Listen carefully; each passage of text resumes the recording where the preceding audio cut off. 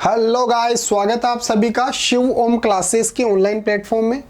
अब हम आज से जो है बिल्कुल आपके बेसिक से स्टार्ट करते हैं, आपको साइंस पढ़ाते हैं। आज हम जो हमारा टॉपिक शुरू करने जा रहे हैं उसका नाम है बैलेंस केमिकल इक्वेशंस क्या होती हैं।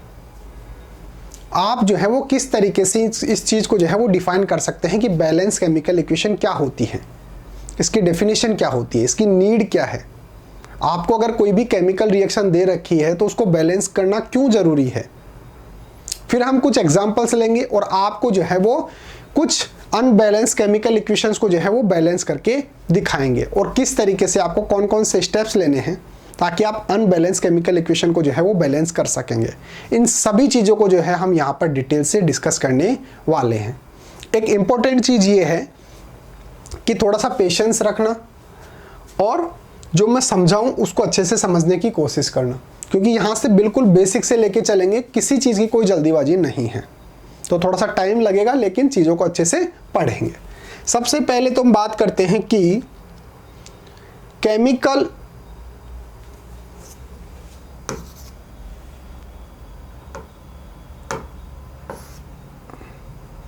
हमारे को बैलेंस करने की नीड क्या है। बैलेंस करने की नीड क्या है। हम किसी भी केमिकल रिएक्शन को अगर बैलेंस कर रहे हैं तो हम क्यों कर रहे हैं, अगर ना करें तो क्या होगा। तो उसके लिए आपको एक चीज ध्यान में रखनी है, मास कंजर्वेशन लॉ।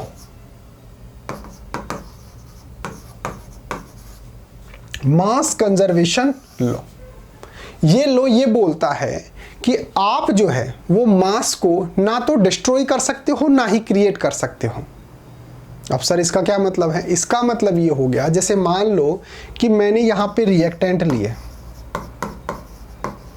और रिएक्शन करने के बाद ये कुछ प्रोडक्ट बना रहे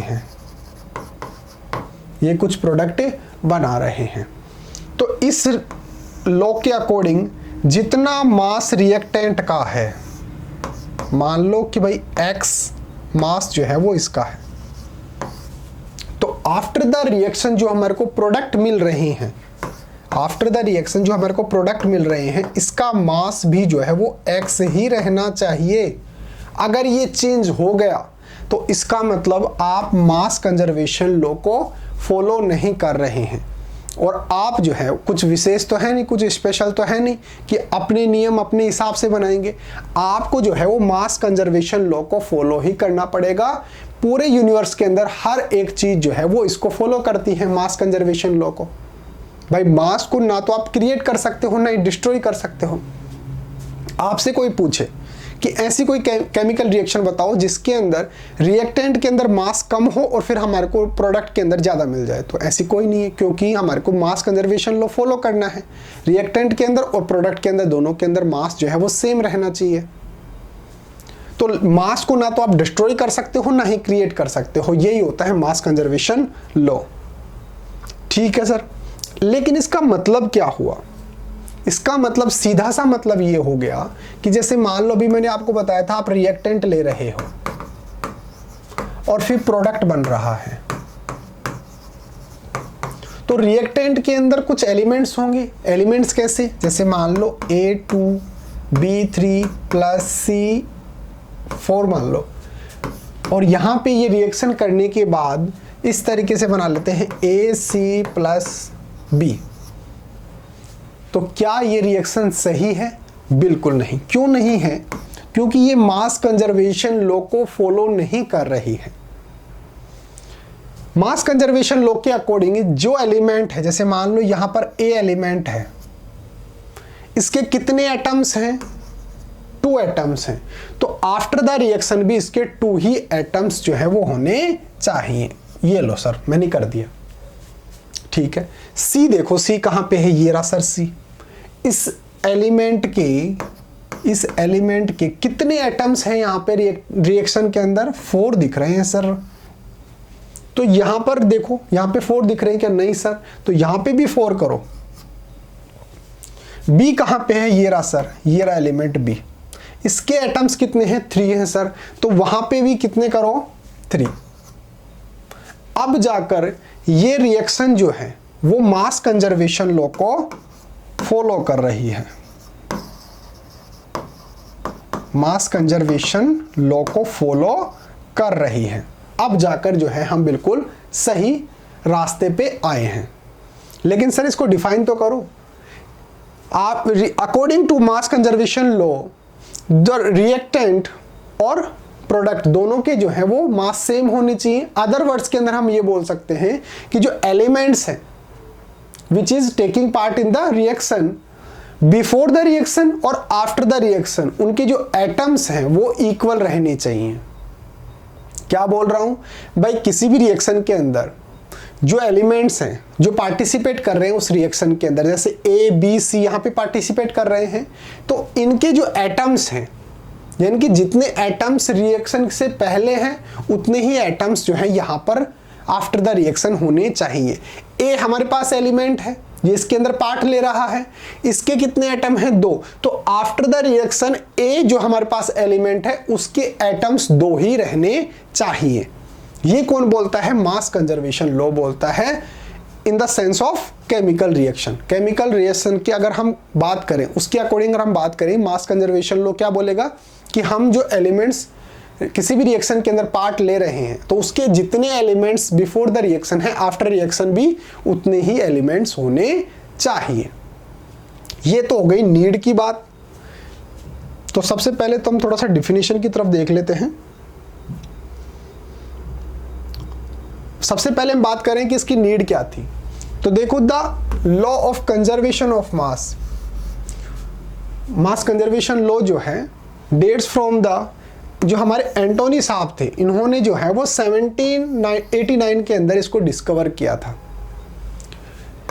डिस्कवरी के बाद इन्होंने बताया कि mass is nether created nor destroy, कि मास को जो है वो आप ना तो क्रिएट कर सकते हो ना ही डिस्ट्रॉय कर सकते हो। सीधा सा आप याद रखो कि ना तो आप इसको बना सकते हो ना ही आप इसको खत्म कर सकते हो। इन केमिकल रिएक्शन, केमिकल रिएक्शन के अंदर ना तो आप मास को क्रिएट कर सकते हो ना ही डिस्ट्रॉय कर सकते हो। इन अदर वर्ड्स, ये तो सिंपल लैंग्वेज के अंदर हो गया समझाने के लिए, भाई आप मास को ना तो बना सकते हो ना ही डिस्ट्रॉय कर सकते हो, सिंपल लैंग्वेज के अंदर। लेकिन हम अगर केमिकल रिएक्शंस की बात करें तो उसके अंदर तो एलिमेंट्स होंगे, एलिमेंट्स के कुछ एटम्स होंगे, तो जितने एटम्स किसी भी एलिमेंट के बिफोर द रिएक्शन है उतने ही जो है वो आफ्टर द रिएक्शन होने चाहिए। The mass of any one element, मैंने आपको ये भी बताया था भाई कोई भी एलिमेंट है जितना मास उसका रिएक्शन से पहले है, आफ्टर रिएक्शन भी उसका मास जो है वो सेम रहना चाहिए। At the beginning of reaction will equal to the mass of that element at the end of the reaction, तो उसका मास जो है वो सेम रहना चाहिए। जैसे मान लो मैंने अभी आपको बताया ये रिएक्टेंट है और ये रिएक्शन करके क्या बना रहे हैं, प्रोडक्ट बना रहे हैं, तो इसका जितना मास होगा, इसका मास जितना होगा, ये दोनों इक्वल होंगे। यानी कि जो हमारे पास एलिमेंट्स हैं जो हम यूज कर रहे हैं उस रिएक्शन के अंदर, तो उसका मास बिफोर द रिएक्शन जितना है उतना ही आफ्टर द रिएक्शन भी होना चाहिए, तभी जाकर हम मास कंजर्वेशन लॉ को फॉलो करेंगे। तो ये तो इसकी नीड की बात हो गई कि भाई हमारे को जो है मास कंजर्वेशन लॉ को फॉलो करना है, इसलिए हमारे को केमिकल रिएक्शंस को बैलेंस करने की जरूरत पड़ती है। ये तो इसकी नीड की बात हो गई। फिर हम बात करें इसके डेफिनेशन की। सर डेफिनेशन तो बताओ। डेफिनेशन की अगर बात करूं, एक balance chemical equation is an equation that has an equal number of atoms of each element. भाई किसी भी रिएक्शन के अंदर जो एलिमेंट्स पार्ट ले रहे हैं, जो पार्टिसिपेट कर रहे हैं, उसके जितने एटम्स हैं उतने ही एटम्स जो है वो दोनों तरफ सेम हो रहने चाहिए। जैसे ए बी रिएक्शन करके और ए बी बना रहे हैं मान लो, तो इसके जैसे मान लो 2 एटम्स हैं, इसके 3 हैं, तो आफ्टर द रिएक्शन ए के कितने होने चाहिए, 2, और इसके भी 3 रहने चाहिए। ऐसा नहीं है कि आप ए बी डायरेक्ट लिख दोगे, नहीं, बिफोर द रिएक्शन और आफ्टर द रिएक्शन जो एलिमेंट्स इसके अंदर पार्टिसिपेट कर रहे हैं उसका जो है वो एटम्स का नंबर सेम रहना चाहिए, both side in equation. This means that the mass of the reactants is equal to the mass of product. अगर आपको पता नहीं है तो कोई भी रिएक्शन जो होती है उसके अंदर जो रिएक्शन को स्टार्ट करते हैं वो तो होते हैं रिएक्टेंट, और रिएक्शन कंप्लीट होने के बाद जो हमारे को मिलता है वो होता है प्रोडक्ट। तो ये बोल रहा है कि रिएक्टेंट जो होते हैं इसका जो मास होगा वो इक्वल होगा किसके? प्रोडक्ट के मास के। तो आप अलग अलग तरीके से बोल सकते हैं। बैलेंस केमिकल जो रिएक्शन होती है उसको आप किस तरीके से डिफाइन कर सकते हैं कि भाई जो हम एलिमेंट्स उसके अंदर पार्टिसिपेट कर रहे हैं उसके एटम्स को देखना पड़ेगा कि भाई जो स्टार्टिंग के अंदर जितने एटम्स हैं उतने ही एटम्स जो है वो कितने लास्ट के अंदर भी रहने चाहिए, यानी कि प्रोडक्ट बनने के बाद रिएक्शन कंप्लीट हो गई उसके बाद प्रोडक्ट बन गए तो उसके अंदर भी उतने ही एटम्स जो है वो होने चाहिए। दूसरी लैंग्वेज के अंदर अगर हम बोले कि रिएक्टेंट का जो मास होगा, यानी कि रिएक्शन के अंदर जो जो भी चीज़ें उसके अंदर पार्टिसिपेट कर रहे हैं तो टोटल मिलके वो रिएक्टेंट बोलेंगे उसको, तो उसका जो मास होगा तो आफ्टर द रिएक्शन जो हमारे को मिलेगा उसको प्रोडक्ट बोलेंगे, तो उसका मास जो होगा वो दोनों का इक्वल होगा, तभी जाकर जो है मास कंजर्वेशन लॉ फॉलो हो सकेगा। ये डेफिनेशन की बात हो गई कि बिफोर द रिएक्शन और आफ्टर द रिएक्शन जितने भी एलिमेंट्स हैं उनके एटम्स जो हैं वो सेम रहने चाहिए, या फिर रिएक्टेंट और प्रोडक्ट हैं जो दोनों के मासेस जो हैं वो सेम रहने चाहिए। एग्जाम्पल देखो, zinc plus sulphuric acid reaction करने के बाद बनाते हैं जिंक सल्फेट और हाइड्रोजन। एक चीज और समझो, केमिकल रिएक्शन और केमिकल इक्वेशन ये दोनों भी अलग अलग टर्म हैं, अलग अलग हैं तभी तो अलग अलग नाम आ रहे हैं। तो आप एक चीज ध्यान देना, केमिकल रिएक्शन और केमिकल इक्वेशन दोनों अलग अलग चीजें हैं। कैसे अलग अलग हैं? जैसे मान लो मैं लिख दूं कि हाइड्रोजन और वाटर और ऑक्सीजन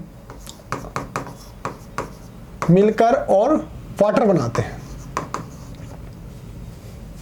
अगर मैं सिंपली आपको ऐसे बोल दूं कि भाई हाइड्रोजन और ऑक्सीजन जो है वो मिलकर और वाटर बना लेते हैं, बिल्कुल सही है। तो मैं ये क्या बोल रहा हूं? मैं बोल रहा हूं किसी भी चीज की रिएक्शन के बारे में कि इन दोनों के बीच के अंदर कोई रिएक्शन होती है, हाइड्रोजन और ऑक्सीजन के अंदर दोनों रिएक्शन करते हैं और जो है वो वाटर बना लेते हैं।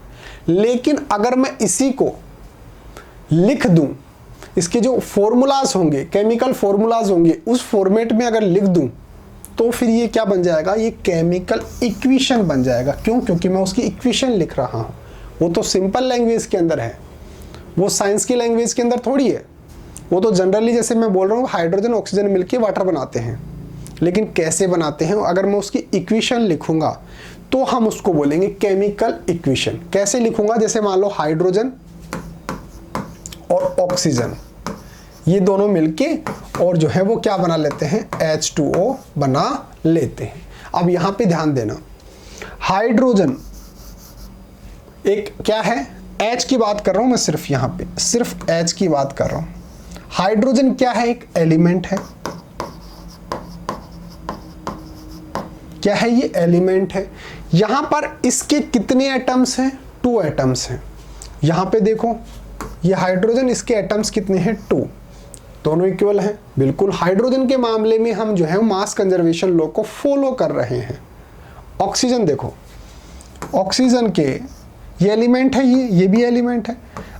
इसके कितने एटम्स हैं? यहाँ पे 2 एटम्स हैं। आफ्टर द रिएक्शन देखो, ये ऑक्सीजन हो गया, इसके कितने एटम्स हैं? आप देखोगे यहाँ पर तो 1 ही है। इसका मतलब ये रिएक्शन मैंने गलत लिखी है, या दूसरे वर्ड्स के अंदर अगर मैं बोलूं ये है अनबैलेंस्ड रिएक्शन, यानी कि ये बैलेंस्ड नहीं है अभी तक। इसको बैलेंस करना पड़ेगा, इसको करेक्ट करना पड़ेगा। कहाँ पे गलती हो रही है वो हमारे को जो है वो करेक्ट करना पड़ेगा। तो इसको बोला जाता है अनबैलेंस्ड केमिकल इक्वेशन। तो आप जो है यहाँ पे क्या मुद्दा था, केमिकल रिएक्शन और केमिकल इक्वेशन के अंदर डिफरेंस समझ गए। केमिकल रिएक्शन जैसे मैंने सिंपली लिखा हाइड्रोजन प्लस ऑक्सीजन मिलकर वाटर बना लिए, लेकिन उसी को हम अगर फॉर्मूलाज के जो केमिकल फॉर्मूलाज होते हैं इनके उस फॉर्मेट के अंदर अगर लिख दूंगा तो इसको जो है मैं क्या बोलूँगा, केमिकल इक्वेशन। जैसे मैंने अभी आप इसको लिख दिया कि भाई हाइड्रोजन ऑक्सीजन मिलके जो है वो वाटर बना रहे हैं, ये इनके केमिकल फॉर्मूलाज के फॉर्मेट के अंदर लिख दिया। फिर मैंने आपको ये भी बता दिया बातों ही बातों के अंदर कि अनबैलेंस्ड केमिकल इक्वेशन जो है वो क्या होती है, जिसके अंदर जैसे मान लो इधर एटम्स जो हैं वो कुछ अलग होंगे एलिमेंट्स के और इधर जो है वो डिफरेंट होंगे, दोनों तरफ जो है वो कुछ ना कुछ डिफरेंस आपको देखने को मिलेगा। इस तरीके से आप देख सकते हैं कि कोई भी रिएक्शन जो है वो बैलेंस्ड है या अनबैलेंस्ड। तो यहां पर मेरे को क्या दे रखा था, केमिकल रिएक्शन, याद रखना केमिकल रिएक्शन।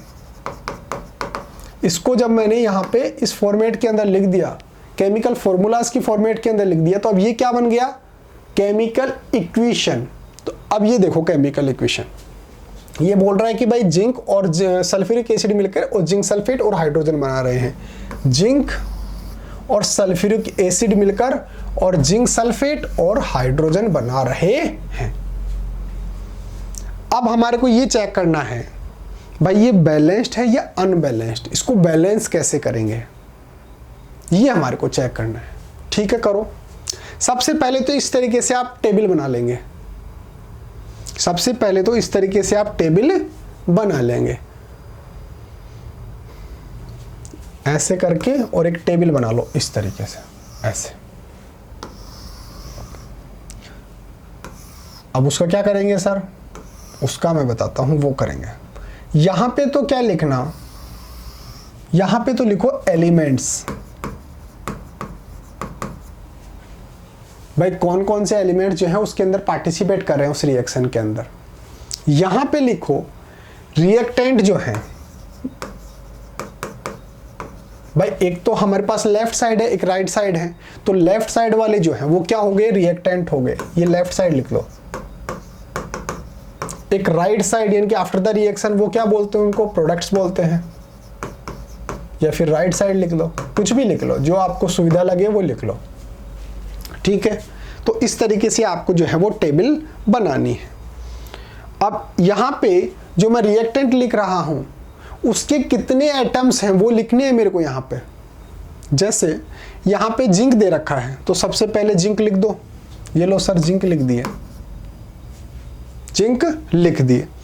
अब यहां पे इस रिएक्शन के अंदर देखो जिंक कहां पे है, ये रहा सर। कितने हैं इसके अंदर एटम्स, एक एटम है सर। और आफ्टर द रिएक्शन इसके अंदर कितने एटम हैं, एक ही एटम है सर, लिख दो। आप बिफोर द रिएक्शन और after the reaction one one जो है वो एलिमेंट, वो एटम्स जो है वो प्रेजेंट है। दूसरा हाइड्रोजन पकड़ लेते हैं अपने, दूसरा ये जो है हाइड्रोजन पकड़ लेते हैं, मार्क करते चलो किस किस को हमने कंप्लीट कर लिए। हाइड्रोजन को पकड़ लेते हैं, हाइड्रोजन के कितने हमारे पास एटम्स, 2 एटम्स हैं। यहां पे देखो हाइड्रोजन कहां पे, ये रहा, इसके कितने हैं 2, इधर 2 है उधर 2 है, चलो सर लिख देते हैं।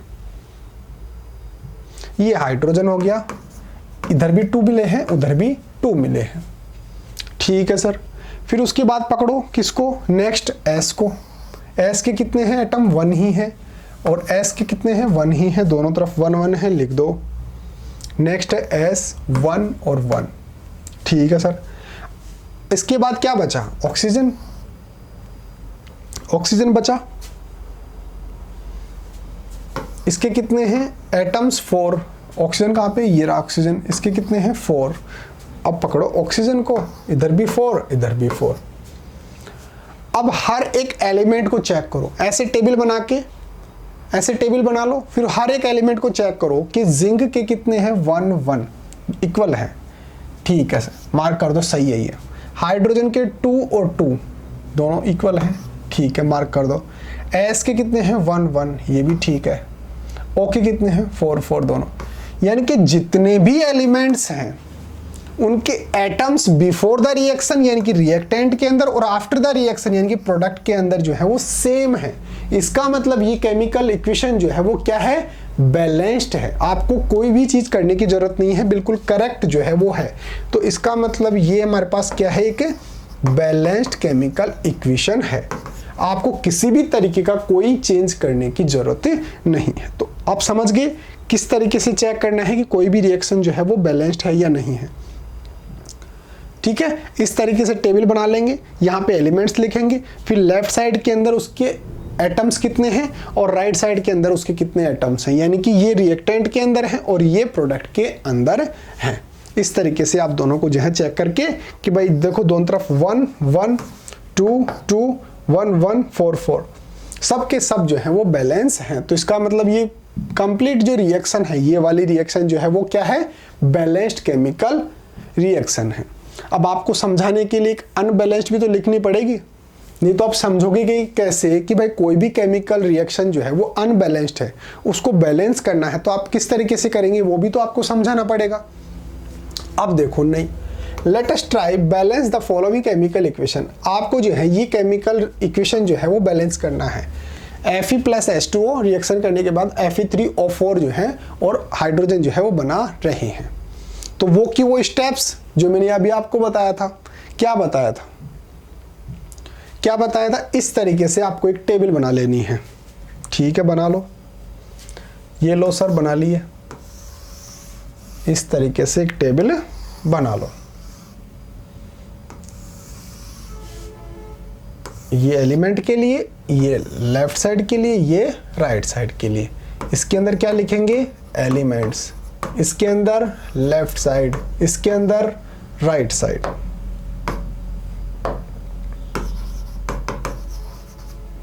राइट साइड, ठीक है सर, ओके।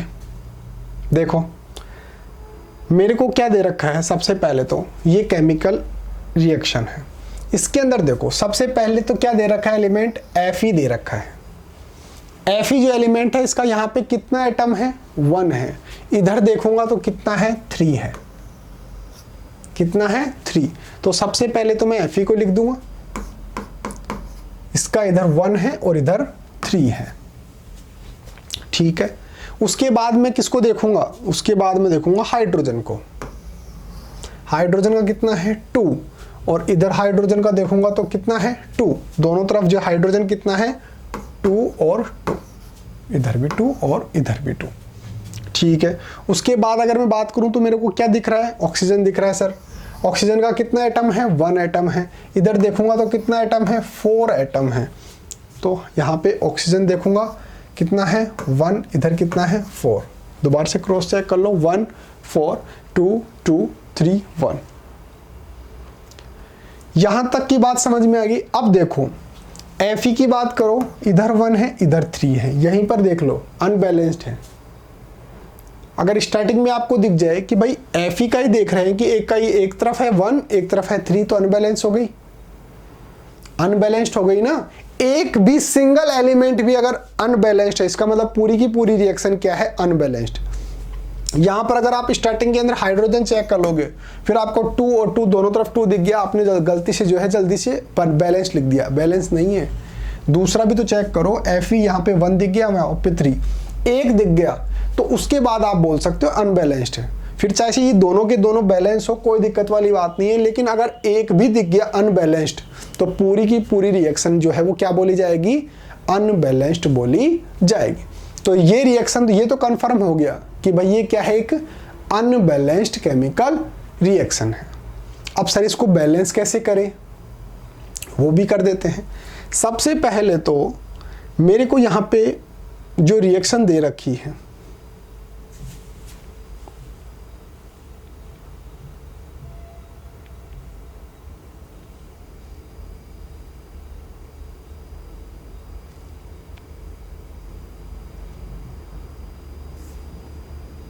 यहाँ पे जो मेरे पास केमिकल रिएक्शन दे रखी है, इसको मैं यहाँ पे बैलेंस कर दूंगा।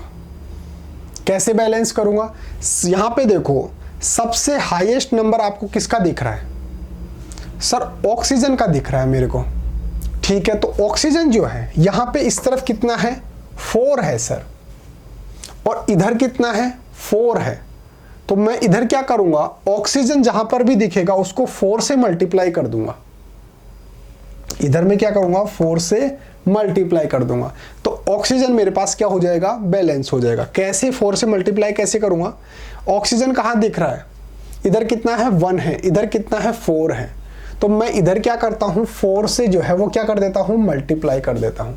अब आप देखोगे तो ऑक्सीजन कितना हो गया 4 हो गया, क्योंकि ये इससे भी मल्टीप्लाई हो रहा है, इससे भी मल्टीप्लाई हो रहा है। तो ये मेरे पास क्या बैलेंस हो गया, एक ऑक्सीजन बैलेंस हो गया। हाईएस्ट नंबर पकड़ा मैंने, हाईएस्ट कौन सा नंबर है यहाँ पे टेबल के अंदर, यहाँ पे देख लो, ये टेबल के अंदर हाईएस्ट कौन सा है, ये 4 है। मैंने इसको बैलेंस किया, इधर इसके लिए क्या करेगा, इसके लिए मैंने 4 से मल्टीप्लाई कर दिया। अब ऑक्सीजन जो है वो बैलेंस हो गया। मल्टीप्लाई रिएक्शन के अंदर भी तो करना है, या टेबल के अंदर थोड़ी करना है, रिएक्शन के अंदर करना है। तो फिर मैंने यहाँ पे जो है वो क्या कर दिया, 4 से मल्टीप्लाई कर दिया। अब 4 से मल्टीप्लाई करने के बाद अगर मैं देखूं तो हाइड्रोजन कितना हो गया, 4 × 2, यानी कि टोटल कितना हो गया 8। हाइड्रोजन कितना हो गया 8, और हाइड्रोजन मेरे पास इधर कितना है 2 है। तो अगर मैं इसे 4 से मल्टीप्लाई कर दूं तो क्या ये 8 हो गया, बिल्कुल हो गया सर। इधर भी 8 हो गया, इधर भी 8 हो गया। ठीक है सर। फिर यहां पे अगर मैं Fe की बात करूं, Fe इधर कितना है 1 है, और इधर कितना है 3 है। तो अगर मैं इसको यहां 3 से मल्टीप्लाई कर दूं, अब देखो जरा इसको रिएक्शन को, अब देखो रिएक्शन को, F कितना है 3 एलिमेंट है सर, 3 एटम्स हैं। इधर देखो 3 एटम्स हैं। हाइड्रोजन के कितने हैं सर 4 और 8 है सर, ये इधर देखो 8 हो गए। ठीक है सर। ऑक्सीजन के देखो कितने हैं 4, ऑक्सीजन कितने 4। ये तो रिएक्शन जो है वो क्या हो गई, बैलेंस हो गई। कैसे बैलेंस किया मैंने आपको दोबारा से समझा देता हूं, आगे मैंने लिख भी रखा है, उसको देखो आप। पहला स्टेप क्या रहेगा, जो हाईएस्ट नंबर है उसको पकड़ो। हाईएस्ट किसका है, हाईएस्ट है मेरे पास ऑक्सीजन, ऑक्सीजन का इधर कितना है 4, तो इस 4 को जो है इधर भी मैं मल्टीप्लाई कर दूंगा। इधर मल्टीप्लाई करने का मतलब इसको यहाँ पर जो है वो मल्टीप्लाई करना पड़ेगा मेरे को, तभी जाकर ऑक्सीजन जो है वो कितना होगा 4 होगा। ठीक है सर। और कभी भी आप बैलेंस करेंगे तो यहाँ पर जो है वो कभी भी नहीं लिखेंगे। अब मेरे को अगर बैलेंस यहाँ पे करना है, जैसे मान लो 4 से मल्टीप्लाई करना है, तो मैं कभी भी यहाँ पर नहीं लिखूंगा, ये केमिकल फॉर्मूला ही गलत हो जाता है।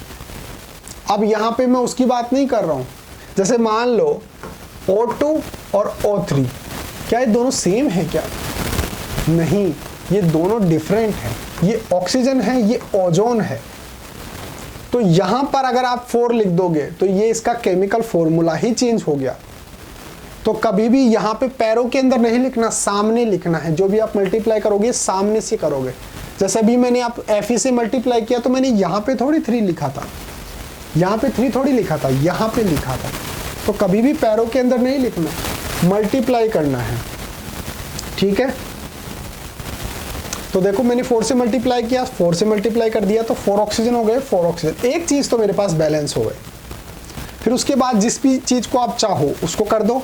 जैसे मान लो फिर उसके बाद ये क्या कर रहा है, किसको कर रहा है, हाइड्रोजन को कर रहा है। देखो ये बोल रखा है कि भाई हाइड्रोजन को और या फिर किसी भी एक एलिमेंट को पकड़ लो।